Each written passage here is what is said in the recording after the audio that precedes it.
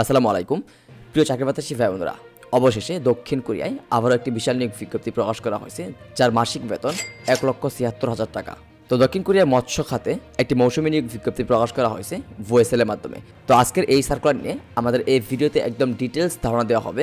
সরকারিভাবে কিভাবে আপনি একদম সহজে বিনা খরচে দক্ষিণ কোরিয়া যাবেন, বাংলাদেশ থেকে কতজন লোক নেবে, কিভাবে আবেদন করবেন, আবেদন করতে কি কি কাগজপত্রের প্রয়োজন পড়বে, ভিসা খরচ, প্লেনের টিকিট সহ আপনার সর্বমোট কত টাকা খরচ হবে, A to Z বিষয় আজকের এই ভিডিওতে আমরা একদম সহজে বুঝিয়ে দিব এবং কিভাবে আপনারা একদম সহজে আবেদন করতে পারবেন সেই প্রসেসগুলো আজকের এই ভিডিওতে দেখিয়ে দিব। 2025 সালের সর্বপ্রথম মৎস্য খাতে নিয়োগ বিজ্ঞপ্তি প্রকাশ করেছে দক্ষিণ কোরিয়া। দেখতে পাচ্ছেন এই নিয়োগ বিজ্ঞপ্তিটি প্রকাশিত হয়েছে 17/2/2025 এই তারিখে। এই সার্কুলারটি নিয়ে আলোচনা করতে অলরেডি 2 দিন লেট হয়ে গেছে, যার জন্য আমি আন্তরিকভাবে দুঃখিত। আর আমরা সকলে জানি দক্ষিণ কোরিয়া মূলত উৎপাদন, মৎস্য ও নির্মাণ শিল্পের জন্য বাংলাদেশ থেকে বিপুল সংখ্যক কর্মী নিয়োগ দিয়ে থাকে। তো একে একে প্রত্যেকটা সেক্টরেই নিয়োগ বিজ্ঞপ্তি আসবে। পরবর্তী নিয়োগ বিজ্ঞপ্তির আপডেট, অ্যাপ্লিকেশন প্রসেস এবং প্রস্তুতিমূলক ভিডিওগুলো পেতে আমাদের এই চ্যানেলটি এখনই সাবস্ক্রাইব করে পাশে থাকা বেল আইকনটি বাজিয়ে রাখুন। দক্ষিণ কোরিয়ার মৎস্য খাতে শুধুমাত্র পুরুষ কর্মী নিয়োগের লক্ষ্যে আজকের এই নিয়োগ বিজ্ঞপ্তিটি প্রকাশ করা হয়েছে। তবে এই সার্কুলারে বাংলাদেশের সকল জেলার প্রার্থীগণ আবেদন করার সুযোগ নেই।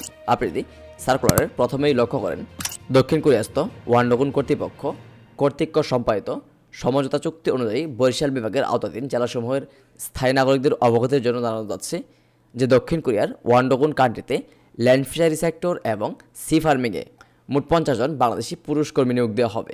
বরিশাল বিভাগের আওতাধীন জেলাসমূহের অধিবাসী গভীর সমুদ্রে মৎস্য আহরণ কাজে নিয়োজিত এবং মৎস্য অধিদপ্তরের তালিকাভুক্ত প্রকৃত মৎস্যজীবীদের নিকট হতে আবেদন আহ্বান করা যাচ্ছে।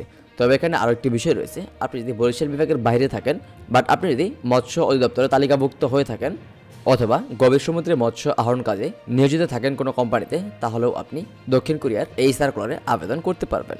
আগ্রহী প্রার্থীদের নিম্নবর্ণিত শর্ত সাপেক্ষে আগামী 22 ফেব্রুয়ারি 2025 শনিবার এর মধ্যে নির্ধারিত পোর্টালে, এখানে একটি ওয়েব পোর্টালের লিঙ্ক দেওয়া আছে, এই লিঙ্কটি আমি এই ভিডিও ডেসক্রিপশন বক্স এবং প্রথম কমেন্টে দিয়ে রাখবো। আপনারা জাস্ট এই লিঙ্কে ক্লিক করেই আবেদন করতে পারবেন। তো এই লিঙ্কে ক্লিক করলেই আপনাদের সামনে এরকম একটি ইন্টারফেস শো করবে। আপনি জাস্ট এখান থেকে একদম সহজেই আপনার যাবতীয় তথ্য সাবমিট করে আপনার অ্যাপ্লিকেশন করতে পারবেন। তো এই বিষয়টা ভিডিওর লাস্টে একদম বিস্তারিত বুঝিয়ে দেওয়ার চেষ্টা করব।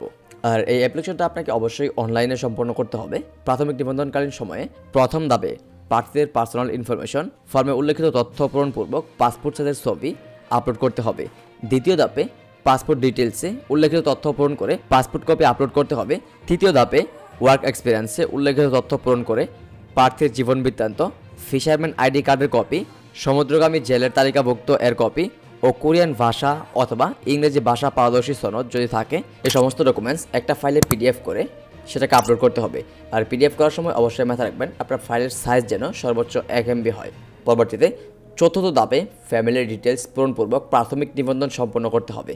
প্রাথমিক নিবন্ধন শেষে মৎস্য খাতে পুরুষ মৌসুমী কর্মীকে চাকরির জন্য নির্ধারিত আবেদন ফি 100 টাকা ও মূল্যভাগিক চার্জ অফারের যোগ্য পরিশোধ করতে হবে। আমরা সকলে জানি ভয়েসেলের মাধ্যমে যে সকল বৈদেশিক নিয়োগ বিজ্ঞপ্তিগুলো প্রকাশ করা হয় সবগুলো নিয়োগ বিজ্ঞপ্তির আবেদন ফি নির্ধারণ করা হয়ে থাকে 100 টাকা। সো আপনাকে আবেদন করার পর বিকাশ, রকেট অথবা নগদের মাধ্যমে 100 টাকা আবেদন ফি জমা দিতে হবে। তো এখানে পদসংখ্যা দেওয়া আছে 50টি, অর্থাৎ এখানে 50টি ভ্যাকেন্সি রয়েছে। বাংলাদেশ থেকে 50 জনকে নিয়োগ দেওয়া হবে। মেয়াদকাল হচ্ছে 5 মাস। সার্কুলারের ফার্স্টেই একদম স্পষ্টভাবে উল্লেখিত রয়েছে যে মৌসুমী কর্মী নিয়োগ। তবে এখানে মেয়াদকাল 5 মাস হলেও এখানে আপনাদের যে স্যালারি নির্ধারণ করা হয়েছে দেখতেই পাচ্ছেন, বেতন হচ্ছে 10,030 প্রতি ঘন্টায়। এখানে আপনার কর্মঘণ্টা হচ্ছে 8 ঘন্টা, প্রতিদিন আপনাকে 8 ঘন্টা ডিউটি করতে হবে এবং আপনার সাপ্তাহিক একদিন ছুটি রয়েছে। তো এখন আপনি যদি একটু বাংলা টাকায় ক্যালকুলেট করেন যে 10,030 সমান, তাহলে আপনি দেখতে পাবেন যে 10,030 সমান বাংলা টাকায় হচ্ছে 847 টাকা। এটা হচ্ছে আপনার পার ঘন্টার স্যালারি। তো এখন আপনি যদি এটাকে ক্যালকুলেট করেন ক্যালকুলেটরের মাধ্যমে 847 × 8, তাহলে দেখতে পাচ্ছেন 6,776 টাকা। এটা হচ্ছে আপনার পার ডে স্যালারি। এখন আপনি যদি এটাকে আবারও ক্যালকুলেট করেন ইন্টু 26 দিয়ে, তাহলে আপনি দেখতে পাবেন 1,76,000 প্লাস হচ্ছে আপনার মান্থলি স্যালারি। একটি হিউজ অ্যামাউন্ট। এজন্য মূলত কোরিয়া হচ্ছে একটি স্বপ্নের দেশ। তো এই সার্কুলারে আবেদনের পূর্বে আপনাকে আরও বেশ কিছু শর্তাবলী সম্পর্কে জানতে হবে এবং এখানে আরও 15টি শর্তাবলী রয়েছে, এই সবগুলো শর্ত পূরণ করে আপনাকে আবেদন করতে হবে। 1 নম্বর হচ্ছে বৈধ পাসপোর্টধারী, অর্থাৎ আপনার বৈধ পাসপোর্ট থাকতে হবে এবং ন্যূনতম 1 বছর মেয়াদ থাকতে হবে পাসপোর্টের। 2 নম্বর হচ্ছে বয়স, আপনার বয়স অবশ্যই 30 থেকে 39 এর মধ্যে হতে হবে। আপনার বয়স সর্বনিম্ন 30 এবং সর্বোচ্চ 39, যদি এর মাঝামাঝি থাকে আপনার বয়স, তাহলে আপনি এই পদে আবেদন করতে পারবেন। 3 নম্বর হচ্ছে ল্যান্ড ফিশারি সেক্টর এবং সি ফার্মিং খাতে 1 বছরের অধিক বাস্তব অভিজ্ঞতা থাকতে হবে। আপনি যে ল্যান্ড ফিশারি অথবা সি ফার্মিংয়ে কাজ করেছেন সেই সম্পর্কে আপনাকে বাস্তব অভিজ্ঞতা দেখাতে হবে, তাও আবার 1 বছরের বেশি সময় ধরে। 4 নম্বর হচ্ছে বরিশাল বিভাগের আওতাধীন জেলা উপজেলা মৎস্য অধিদপ্তর থেকে ফিশারম্যান আইডি কার্ড, এফআইডি সহ সমুদ্রগামী জেলের তালিকাভুক্ত হতে হবে এবং আপনাকে অবশ্যই ডকুমেন্টস সাবমিট করতে হবে। সমুদ্রগামী জেলের তালিকাভুক্ত এফআইডি কার্ডধারী, কোরিয়ান অথবা ইংরেজি ভাষায় পারদর্শী, ইপিএস পদ্ধতিতে রোস্টারভুক্ত বা রোস্টার হতে ডিলেটকৃত প্রার্থীদের অগ্রাধিকার দেওয়া হবে। আপনি যদি পূর্বে কোরিয়া রোস্টারভুক্ত প্রার্থী হয়ে থাকেন বা রোস্টার থেকে ডিলেটকৃত প্রার্থী হয়ে থাকেন, তাহলেও আপনি এই পদে আবেদন করলে অগ্রাধিকার পাবেন। 6 নম্বর হচ্ছে নিয়োগকর্তার চাহিদা মোতাবেক কর্মকাল সম্পন্ন করে নির্ধারিত সময় দেশে ফেরত আসতে হবে। তো আমাদের বাংলাদেশের অধিকাংশ প্রার্থী যে কাজটা করে 1 মাস 2 মাস কর্মকালীন শেষ করেই দেশে ফেরত চলে আসে, বা অনেকে যে কাজটা করে নির্ধারিত সময় পার হওয়ার পরও দেশে ফেরত আসতে চায় না। সো আপনাকে অবশ্যই কর্মকাল সম্পন্ন করে নির্ধারিত সময় শেষে দেশে ফেরত আসতে হবে। 7 নম্বর হচ্ছে প্রত্যাগত মৌসুমী কর্মী ভয়েসেলের মাধ্যমে পরবর্তী নিয়োগ প্রক্রিয়ায় অগ্রাধিকার পাবে। 8 নম্বর হচ্ছে কালার ব্রাইটনেস বা রং বোঝার সক্ষমতা থাকতে হবে। 9 নম্বর হচ্ছে মাদকাসক্ত বা সিফিলিস শনাক্ত ব্যক্তিদের অযোগ্য বলে বিবেচিত করা হবে। 10 নম্বর হচ্ছে ফৌজদারি অপরাধের জেল বা অন্য কোনো শাস্তিপ্রাপ্ত ব্যক্তিগণ অযোগ্য বলে বিবেচিত হবেন। 11 নম্বর হচ্ছে দক্ষিণ কোরিয়ায় অবৈধভাবে অবস্থানকারীগণ অযোগ্য বলে বিবেচিত হবেন। 12 নম্বর হচ্ছে দেশ ত্যাগ নিষেধাজ্ঞা আছে এমন ব্যক্তিগণ অযোগ্য বলে বিবেচিত হবেন। 13 নম্বর হচ্ছে E9 বা E10 বিষয়ে কোরিয়াতে 5 বছরের বেশি অবস্থানকারীগণ অযোগ্য বলে বিবেচিত হবেন। 14 নম্বর হচ্ছে দক্ষিণ কোরিয়ায় যাওয়ার আসার বিমান ভাড়া সহ নির্ধারিত ব্যয় কর্মী নিজেকে বহন করতে হবে। সর্বশেষ 15 নম্বর হচ্ছে অন্যান্য সুযোগ সুবিধা কোরিয়ার যে শ্রম আইন রয়েছে সেই শ্রম আইন অনুযায়ী প্রযোজ্য হবে।